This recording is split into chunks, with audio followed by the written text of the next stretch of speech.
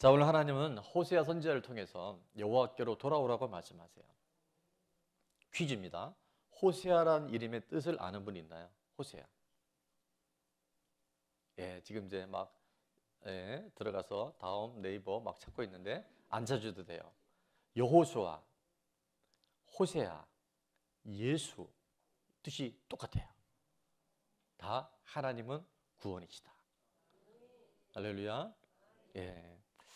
자, 우리가 구원을 얻는 것, 하나님이 주신 은혜를 회복하는 것은요, 하나님께로 돌아가는 거예요.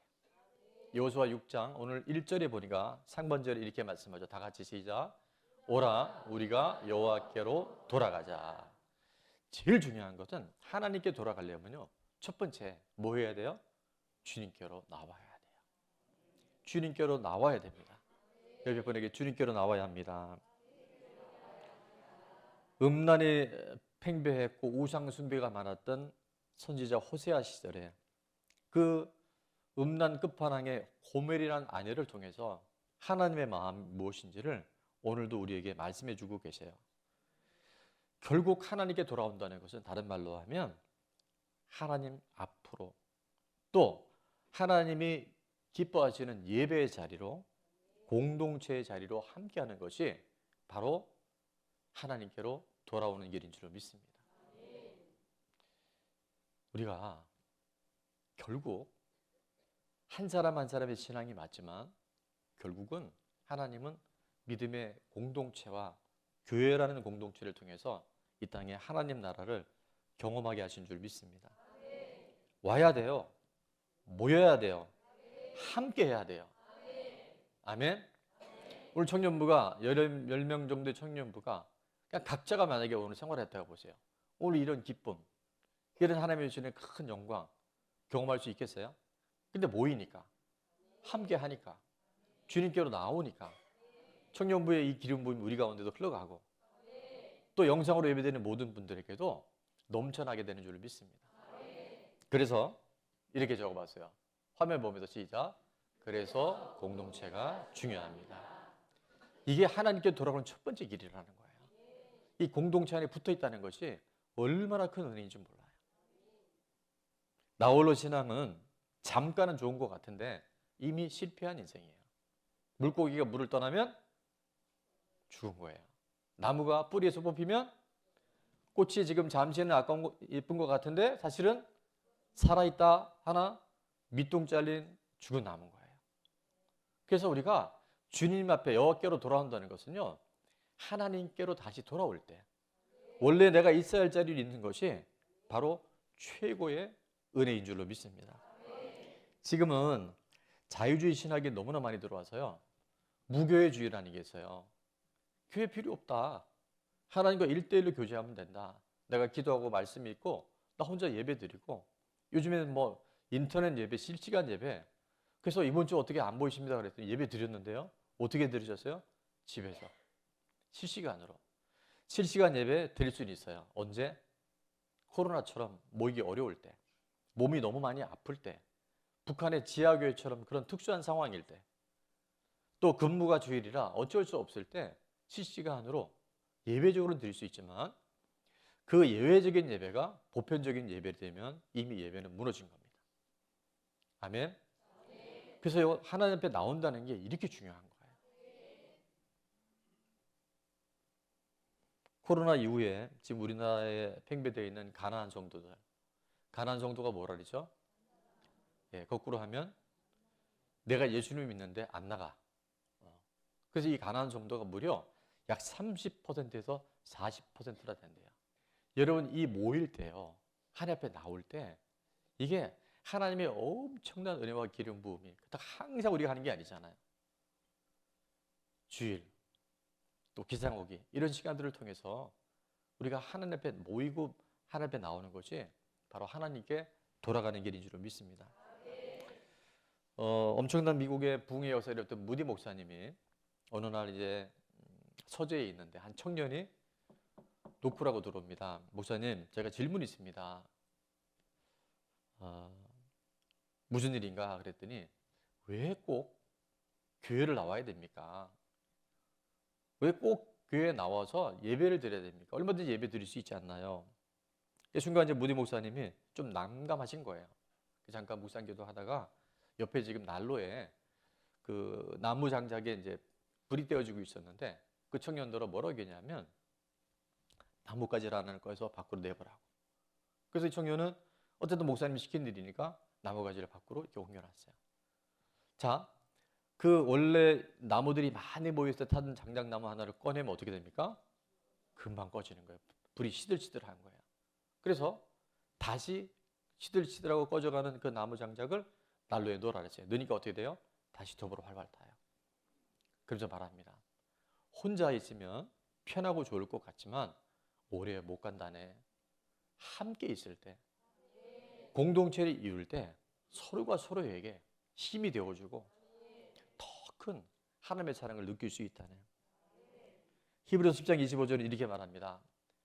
다 같이 한번 읽어볼까요? 시작. 모이기를 패하는 어떤 사람들의 습관과 같이 하지 말고 오직 권하여 그날이 가까움을 볼수록 더욱 그리하자. 아멘. 마지막 때가 되면 가장 뚜렷하게 나타나는 게 바로 무교회주의, 가나안 성도라는 거예요. 지금 그게 이미 표적으로 나타나고 있잖아요. 모이기를 패하는 사람들의 그런 당연한 습관들이 지금 보편화되고 있어요. 홀로 있을 때도 성령 임할 수 있지만 우리 모일 때, 하나 될 때 강력한 임재가 일어나게 된 줄 믿습니다.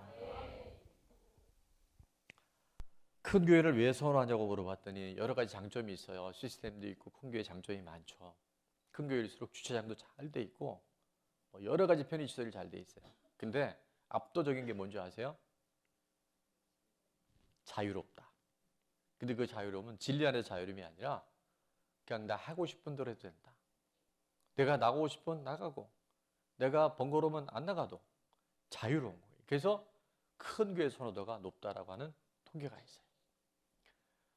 우리 조은나무 교회는 너 왜 이렇게 둥둥 떠다니냐? 이게요, 지금 성도들이 둥둥 떠다녀요. 정착을 못하고 저렇게 둥둥둥둥 떠다녀요, 지금. 오늘 지금 자연을 통해서 하는 말씀하시네. 자, 예배분이 한번 더 인사합니다. 둥둥 떠다니지 맙시다. 시작. 뿌리를 깊이 내립시다. 시작. 예, 그게 하나님께로 돌아가는 첫 번째 길이라는 거예요. 자, 적용 질문 1. 나는 삶의 우선순위를 예배에 두고 있습니까? 두 번째, 온전한 주의 성수를 위해 무엇을 결단하겠습니까? 여호와께 돌아가려면 자, 첫 번째는 뭐냐 하면 하나님 아버지의 마음을 알아야 됩니다. 우리가 하나님 아버지 모르면요 돌아가기가 어려워요. 오늘 본문의 1절 2절 말씀해 보니까 오라 우리가 여호와께로 돌아가자. 여호와께서 우리를 뭐 했으나 찢으셨으나 도로 낫게 하실 것이요 우리를 치셨으나 어떻게 하신다고요? 싸매어 주실 것입니다. 2절은 다 같이 봅니다. 시작. 여호와께서 이틀 후에 우리를 살리시며 셋째 날에 우리를 일으키시리니 우리가 그의 앞에 살리라. 아멘. 우리가 하나님 아버지의 마음을 알아야 돌아갈 수 있어요. 하나님 아버지의 본뜻이 무엇인지를 알아야 우리는 회복될 수 있어요.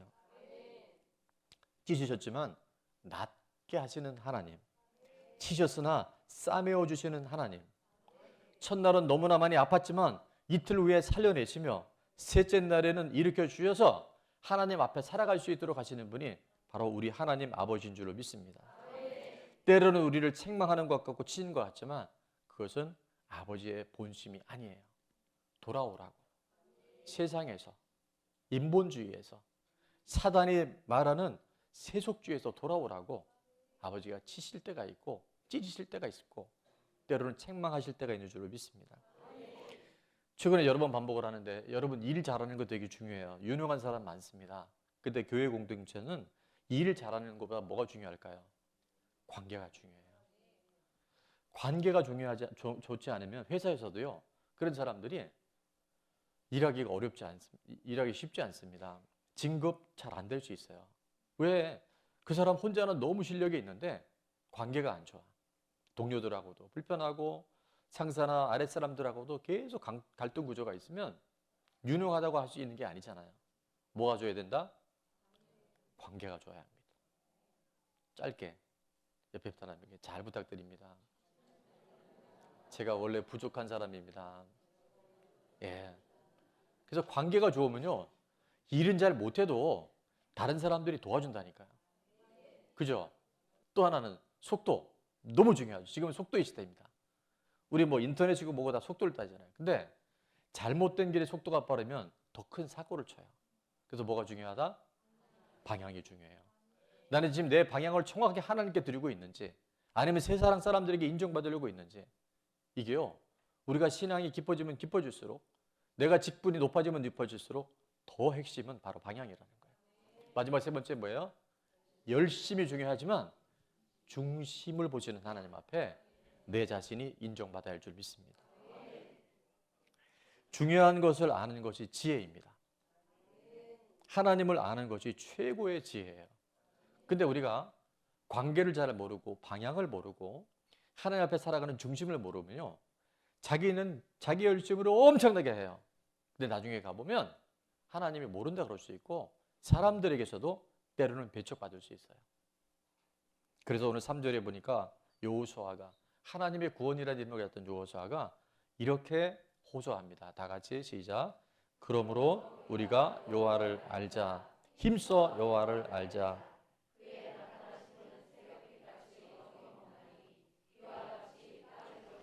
늦은 비와 같이 우리에게 임하시리라.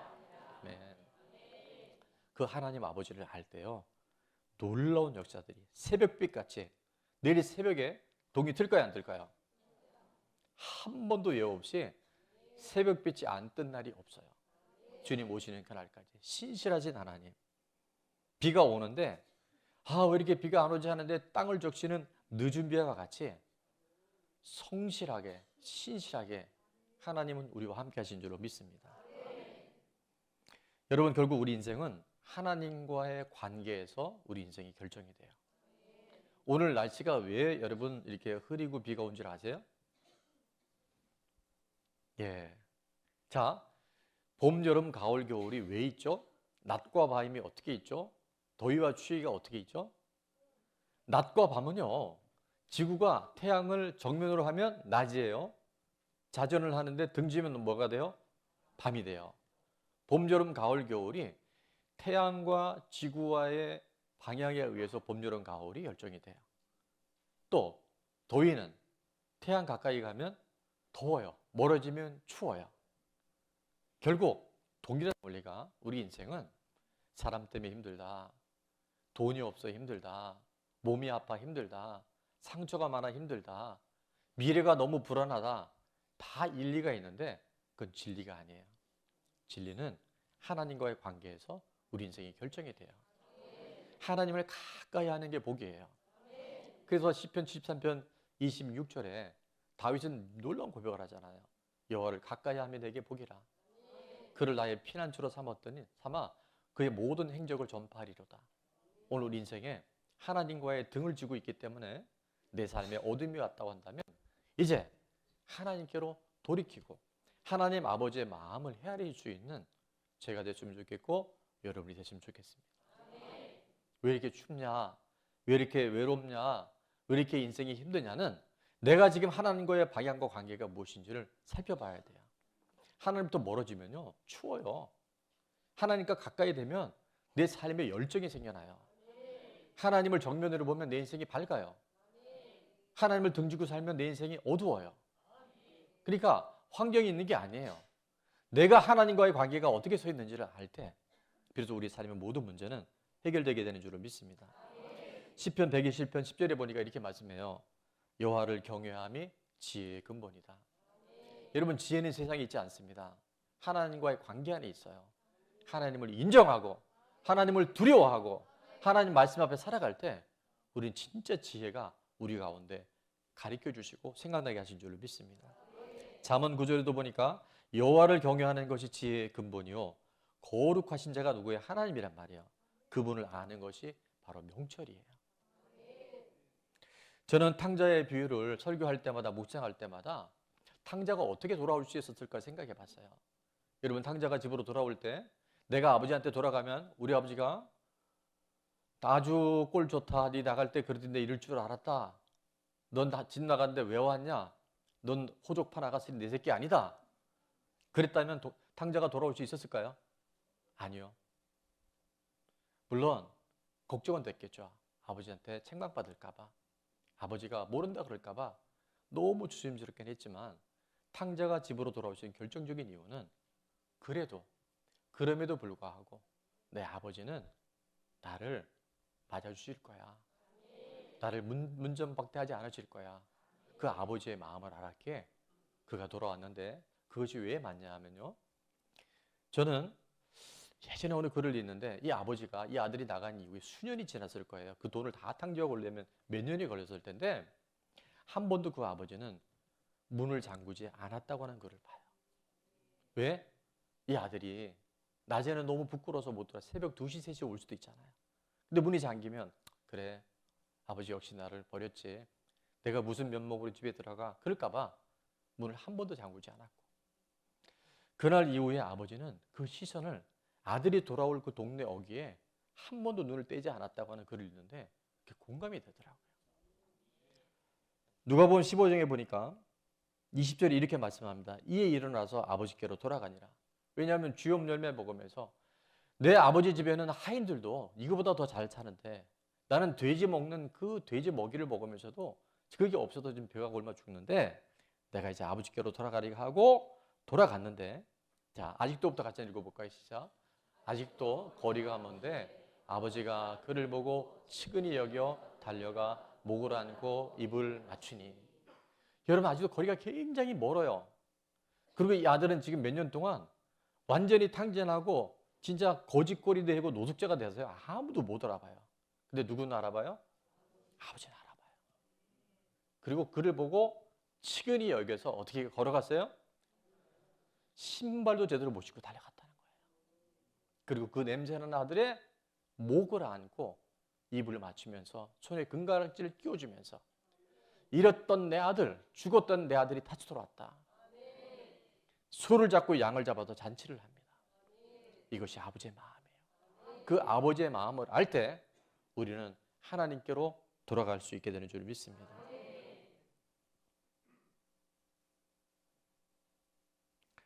아는 목사님이 이제 형제지간인데 그 형님도 목사님이 되셨고 이분도 목사님이신데 제가 그 목사님을 잘 알아요. 근데 형님은 되게 모범생이었대요. 그래서 하여튼 뭐든지 부모님이 시키는 대로 하고 공부도 모든 게 그냥 반듯했고 이 목사님은 좀 개구장이었대요. 어릴 때부터.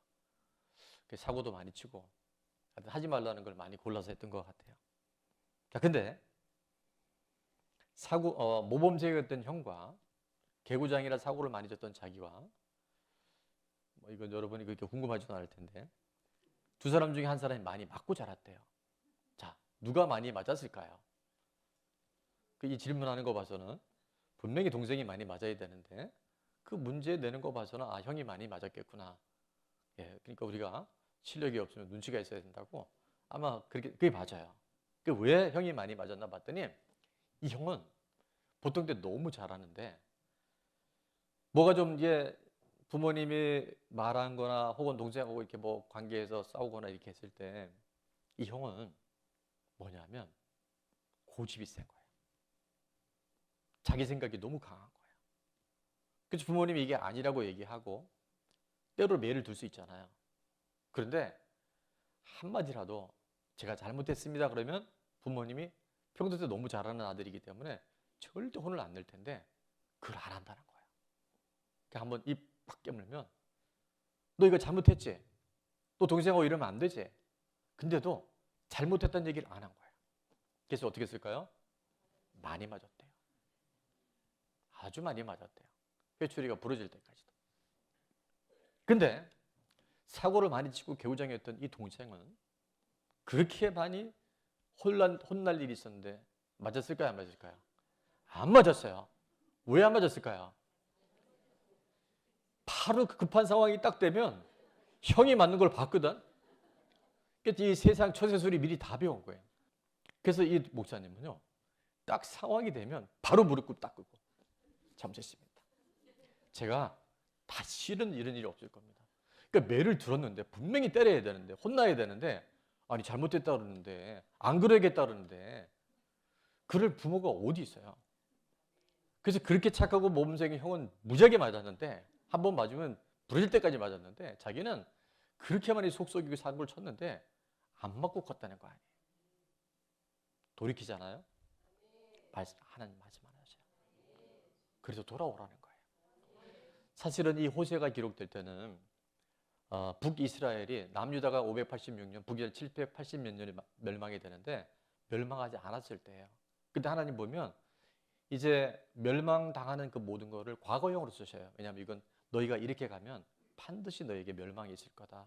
심판이 있을 거다. 화가 있을 것이다. 하나님은 지금 안타깝게 얘기하셔요. 근데 그때 선지자 호세아의 이 말씀을 듣고 돌이켰다면 하나님은 분명히 회복시키십니다.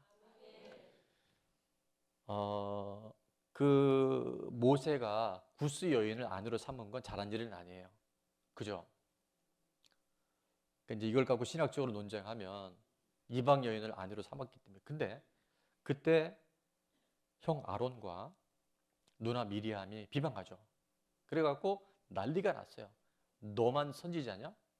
너만 주의 종이냐? 왜냐하면 미리암이나 아론도요 선두그룹의 리더십이었거든요. 그게 난리가 났는데 하나님 딱 그때 정리정돈을 시켜주셔요.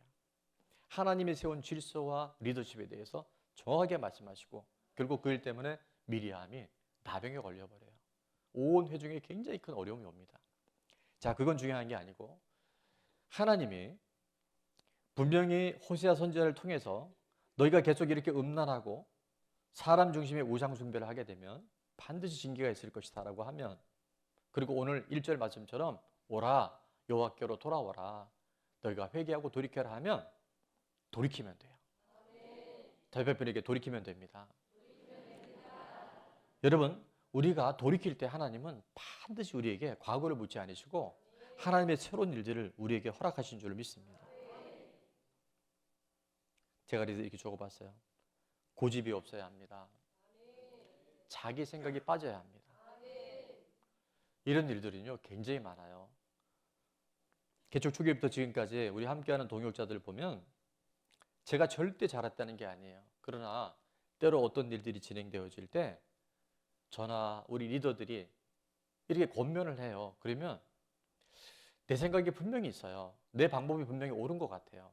그래도 일단은 목사님이 우리 리더가 얘기했기 때문에 제가 미처 생각하지 못했는데 그럴 수도 있네요 라고 받아들인 사람은요 성장이 되고 변화가 일어나더라고요. 근데 그걸 왜 그렇게만 해요? 그것이 꼭 좋은 방법이 이렇게 하게 되면요 결국 충돌이 일어납니다. 그래서 하나님 나라가 이루어지기 어려워요. 그때 항상 우리는 내가 낮아지면 하나님 우리를 높여주셔요. 아멘. 자, 한 번만 더 인사합니다. 내가 낮아지면 하나님 우리를 높여주십니다. 시작. 이게 옳고 그름의 문제가 아니에요. 하나님께 돌이키고 돌아올 때요 여러분 우리가 다 문제가 있잖아요. 제가 제 얼굴 볼 때마다 항상은 아닌데 또 제가 저를 생각할 때마다 저도 참 부족하고 허물 많고 부끄러운 게 많아요. 제가 봐도 제가 모순이 많은데 여러분 볼 때 제가 얼마나 부족함이 보이겠어요. 그런데도 여러분이 기다려주고 지금 우리 같이 가는 리더들이요 제가 잘해줘라는 게 아니에요. 하나님은 언제나 옳잖아요. 하나님이 세우신 목사님이 옳다라고 인정하는 거예요. 그럼 하나님은 그걸 인정해 주셔요. 부모님이 항상 잘하지 않아요. 그러나 한번 따라합니다. 하나님이 세우신 부모님은 언제나 옳습니다. 하나님이 세우신 리더는 언제나 옳습니다. 그게 하나님의 나라예요. 그때 하나님이 역사하셔요. 안 될 것 같은데 되게 하셔요. 그래서 우리 좋은 나무에게는 되게 돼 있어요.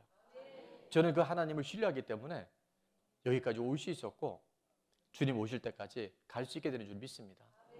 여러분 내 생각이 너무 강하잖아요. 하나님이 일하시기 어려워요. 하나님은 우리가 잘못했다 잘했다가 아니라 돌이키기를 원하시는 거예요. 하나님이 원하신 자리에 있기를 원하는 거예요.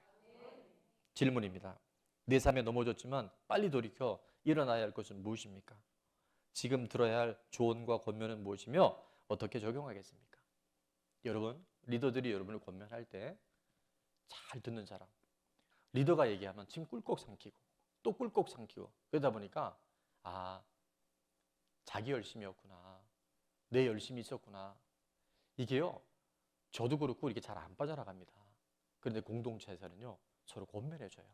서로 기도해줘요. 서로 기다려줘요. 그러면서 우리가 변화되는 거예요. 자, 두 번째 있습니다. 시작. 돌이키지 않았을 때 오는 심판과 고통이 얼마나 큰지를 알아야 합니다. 5절 말씀해 보니까 그러므로 내가 선지자들로 그들을 치고 내 입의 말로 그들을 죽였느니 내 심판은 빛처럼 나오느니라. 아까 말씀드린 것처럼 이때는요. 북이스라엘이 멸망하기 전인데 하나님 완료형을 쓰신다 그랬잖아요. 지금 왜냐하면 너희가 돌이키지 않으면 반드시 이런 심판과 저항이 올 거다. 화가 올 것이다. 하나님은 우리가 돌이키고 회개하면 언제든지 회복시킬 수 있는 분입니다. 죽은 자를 살리실 수 있고요. 없는 것을 있는 것처럼 불러내세요. 저는 그 하나님이 나의 하나님 아버지가 되신 게 너무 감사해요. 그리고 그 하나님이 믿어진다는 게 너무 감사해요. 우리가 볼 때는 돌아가는 것 같은데요. 그게 지름길이라니까요. 우리가 볼 때는 분명히 없어야 될 일인데 그 일이 꼭 필요한 일이에요. 그래서 어제 우리 영적 세옹지만 나눴잖아요. 지금도 여전히 크고 작은 많은 일들이 있어요. 앞으로 있을 겁니다. 그런데 그럼에도 불구하고 좋은 일이 다 좋은 것만도 아니에요. 나쁜 일이 다 나쁜 것만도 아니에요. 없었으면 하는 일들인데 하나님 중심으로 살아가게 되면 그것이 꼭 있어야 할 줄로 믿습니다. 이거는 있었어야 한다고 생각하지만 하나님 중심으로 구속사로 해석해 보니까 없는 것이 오히려 우리에게 유익하다는 것을 우리는 깨닫게 됩니다. 그래서 하나님께서 우리에게 뭘 주냐면 영적 분별력을 주시는 거예요. 이거 아니면 절대 안 된다 그랬는데 그 안 된 것이 하나님의 나라를 이루어가는 거예요. 이거는 꼭 있어야 된다 그랬는데 그 없음을 인해서 하나님의 더 위대한 일들이 우리 가운데 준비되고 있는 줄 믿습니다. 제가 이렇게 적어봤어요. 한번 화면 보면서 읽어볼까요? 시작. 돌이키는 것이 능력입니다. 회복 탄력성의 주인공이 됩시다. 아멘. 끝으로 여러분 다윗과 사울 중에 누가 더 죄질이 나쁠까요? 다윗과 사울 왕 중에 누가 더 악할까요? 다윗이죠. 사울은요. 그 제사장이 드려야 할 사무엘 선지자가 드려야 할 제사를 드린 거와 전쟁에 나가서 다 죽이려 했는데 아각 왕과 좋은 양송을 데리고 온 것밖에 없어요. 죄의 내용으로 본다면. 그러나 다윗은 어떻게 했어요? 전쟁에 나가서 전쟁하고 있을 때 그는 혼자 늦게까지 무슨 짓을 했는지 대낮 벽지에 잠을 자들이라 보니까 근데 또 왜 밧세바는 그때 그 시간에 목욕하고 있었냐? 왕이 보일 수 있는 거리를 알면서 그것도 이상한 거예요. 이상한 건 이상한 거예요. 밧세바가 그때 목욕 안 했으면 다윗이 범죄 안 했을 거 아니냐고. 이러면 저를 또 뭐라 그러겠죠. 자, 근데 그래서 그 밧세바를 범하고. 근데 그게 정말 하나님이 난 다윗을 사랑하셨다고 봐요. 그래서 그것이 임신이 되어지고 우리아가 얼마나 충성된 그 군인이었는지 우리아는 원래 이방인이었는데요. 그 나라에 귀화되어져서 아내랑 가서 같이 하룻밤을 자라 그러는데도 내 신하들은 내 동료들은 전국에 전쟁터에서 쓰고 있는데 내가 어떻게 그럴 수 있냐고 두 번, 세 번 거절을 해요. 결국 어떡합니까? 요압에다가 교사법이라는 게 뭐냐면 듣지 않을 수 없는 부하나 누구한테 청부살인을 시킨 거예요. 그런데 하나님은 누구를 버리시고 누구를 세우신지 아세요? 하나님은 사울 왕을 패하시고 다윗을 세우셔요. 근데 그건 다른 게 없습니다. 다윗은요 돌이켰어요. 회개했어요. 철저하게 하나님 앞에 참여했어요. 하나님은 그를 과거를 묻지 아니하시고 근데 그 죄에 대한 죄값은 다 치르죠. 왕자들이 다 죽음에 죽어나가고요. 다윗 왕조 때 정말 위기가 너무 많이 왔었어요. 압살롬이 반란을 일으키고 그 이방인들의 조롱당한 일들이 한두 번이 아니었잖아요. 어쨌든 그러나 그러면 하나님은 다윗을 끝까지 붙들어 주시고 다윗 왕조를 세워나가셔요. 왜냐하면 그가 돌이켰기 때문에. 그가 하나님 앞에 참회하고 회개하였을 때 하나님 다윗을 높이셔요. 하나님 앞에 삶을 살아가는 사람은 누구든지 하나님이 책임지시고 회복시켜 주십니다. 그런데 문제는 사울 왕이 왜 버림을 받았는가? 사울 왕이 버림받은 이유는 딱 하나입니다. 사울 왕은 인종 욕구에 살았던 사람이에요. 인본주의에 살았던 사람이에요. 우리 교회 안에 인본주의와 인종 욕구가 들어오면요, 무서운 사단의 역사가 일어납니다. 사울은 하나님의 말씀, 하나님의 명령, 하나님의 눈에는 별 관심이 없었어요. 내 눈, 사람이 보는 나, 백성들이 나를 어떻게 보느냐에 사울은 모든 초점이 맞춰졌어요. 그게 어디서 드러났냐 하면 선지자 사무엘을 통해서 지금 분명히 하나님이 하지 말라는 제사를 블레셋은 쳐들어오죠. 사무엘은 안 내려오죠. 그러니까 어떻게 해요? 자기가 제사를 드려버렸네. 근데 이것이 들통이 난 거예요. 그래서 하나님이 선지자를 통해서 분명히 책망을 했더니, 자, 우리 같으면 제가 절대 하지 말아야 할 일을 했습니다. 앞으로는 이 일이 없을 겁니다.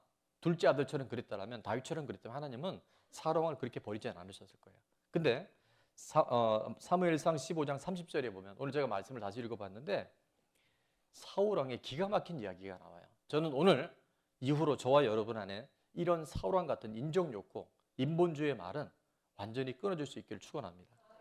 자, 뭐라고 했냐면 사울이 이르되 내가 범죄하였을지라도 좋다. 보시기에 저 죄진 거 맞아요. 근데 이제 청하 없나니 뭐라고 얘기하나 봅시다. 내 백성이 시작. 내 백성의 장로들과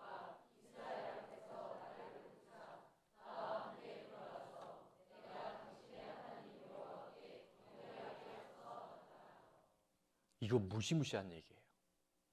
내가 죄를 범해서 책망받는 거 내가 다 달게 받을 테니까 이제 청하 없노니 내 백성들의 장로들, 리더들이라는 거예요. 그 다음에 이스라엘 백성들 앞에서 어떻게 돼요? 나를 높여달라는 거예요. 그리고 나와 함께 돌아가서 내가 나의 하나님이 아니라 당신의 하나님 여호와께 제사 드리는 것처럼, 경배하는 것처럼 사람들에게 보여달라는 거예요. 이게 뭐예요? 인본주의예요. 전부 인본주의예요.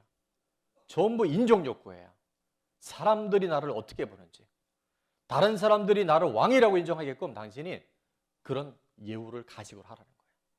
하나님은 이때 무너집니다. 사무엘 선지가 무너져요. 내가 다윗을 사울을 왕으로 삼는 것을 후회한다고 말씀하세요. 그리고 새 왕을 세우시겠다는 거예요. 저는 오늘 우리 안에 있는 사울 왕이 다 무너지고 회개하고 돌이킨 사울의 영이, 다윗의 영이 우리 가운데 임할 수 있기를 축원합니다. 제가 말씀을 더 준비한 게 있는데 베드로하고 가룟 유다는요, 베드로가 훨씬 나쁜 놈이었어요. 아주 예수님을 분명히 예수님 너 그렇게 한다 그랬으면 제가 언제든지 넘어질 수 있으니까 도와주기 아니라 무슨 말씀하십니까? 다 버릴지라도 안 버립니다 그랬는데 3번씩 부인하고 나중에 저주하죠. 가룟 유다는 은 30이 예수님 파는 거밖에 없어요. 어떻게 본다면, 죄질로 본다면 베드로가 훨씬 나빴는데 결국 하나님은 베드로를 세워주시고 가룟 유다를 차라리 나지 않았으면 좋겠다라고 하는 너무나 안타까운 이름이 되는데, 자, 어차피 말씀 준비했으니까 이걸로 하고 끝낼게요. 마가복음 14장 72절에 보니까 베드로를 얘기합니다. 닭이 곧 두 번째 울더라. 이에 베드로가 예수께서 자기에게 하신 말씀, 곧 닭이 2번 울기 전에 내가 나를 3번 부인하리라 하심이 기억되어 어떻게 해요? 그 일을 생각하고 울었더라. 회개한 거예요. 하나님 앞에 통에 자복한 거예요. 그런데 여러분, 제가 최근에 어떤 분한테 얘기를 들었는데 닭이 울었다는 걸 뭘 말씀하는지 아세요? 닭이 우는 건 언제 울어요? 닭이? 새벽입니다. 회개하면 새벽에 동력이 토와요. 아멘? 근데 가룟 유다를 봅시다. 요한복음 13장 27절에 보니까 마지막 만찬 때 예수님이 3번 경고하죠. 분명히 나와 함께 떡반죽 이 그릇에 손 넣는 자가 나를 팔 것이다라고. 나는 아니지요 아니요. 그때 자 27절에 보니까 조각을 받은 후 곧 사탄이 그 속에 들어간지라. 이에 예수께서 가로십니다. 유다에게 이르시되 내가 하는 일을 속히 하라 하시니 30절 다 같이 읽습니다. 30절 시작. 유다가 그 조각을 받고 곧 나가니 밤이더라. 그 조각은요, 성찬 썼던 그 떡 조각을 들고 밖에 나갔는데 어떻게 돼요? 밤이에요. 죽음이에요. 가장 비천한 인생으로 끝납니다. 우리는 성경을 볼 때마다 아유, 왜 사울이 그랬어? 왜 가룟 유다가 그랬어가 아니라 내가 바로 사울 왕이고 내가 언제든 가룟 유다가 될 수 있다는 것을 우리는 꼭 명심해야 됩니다. 다른 사람의 모습을 보면서 나를 잘 되돌아볼 수 있는 지혜와 겸손이 있기를 축원합니다. 지옥에 가면요 껄껄껄 얘기한대요. 천국에 가면 다 그런대요. 무슨 얘기인지 아시죠? 지옥에 가면 내가 그때 그렇게 하지 말걸, 내가 그때 인본주의로 살아가지 말걸, 내가 그때 판단하지 말걸, 그래서 껄껄껄한대요. 근데 천국에 가면 그때 힘들었지만 그렇게 하길 잘했다, 그때 내가 이해되지 않았지만 하나님 말씀대로 한 것이 너무 잘했다. 자, 옆에 분에게 껄껄껄 인생에서 다다다 인생으로 갈아탑시다. 시작.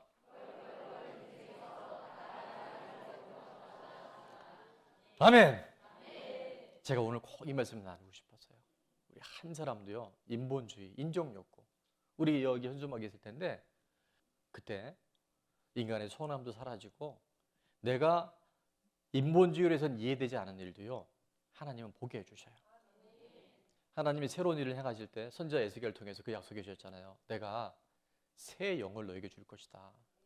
나오잖아요. 새 영을 너희 속에 두고 새 마음을 너에게 주되 너희 안에 있는 육신의 굳은 마음, 인본주의, 우리 안에 있는 인정욕구 이걸 다 제거하시고 우리에게 뭘 주셔요?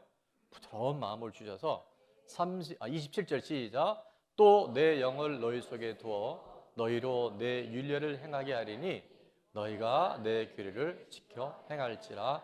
아멘. 이게 하나님 말씀이요 나에게 생명이 되는 거예요. 말씀대로 살아갈 수 있는 힘을 주시는 거예요.